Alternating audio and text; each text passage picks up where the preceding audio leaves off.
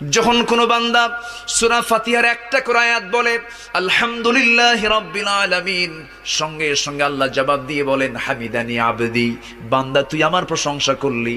আর রহমানির রহিম যখন বলে আল্লাহ বলেন আসনা আলাইয়া আবদি। মালিক ইয়াউমিদ্দিন যখন বলে আল্লাহ বলেন মাজ্জাদানি আবদি।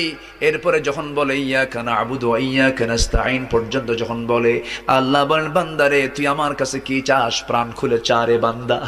ইহদিনাস সিরাতাল মুস্তাকিম থেকে শুরু করে নিয়া ওয়ালাদ-দাল্লিন পর্যন্ত যখন বান্দা বলে তখন আল্লাহ বলেন বান্দা নামাজের মধ্যে এমন প্রেমের খেলা খেললি বান্দা, তুই যা চাইলি সব আমি আল্লাহ কবুল করলাম।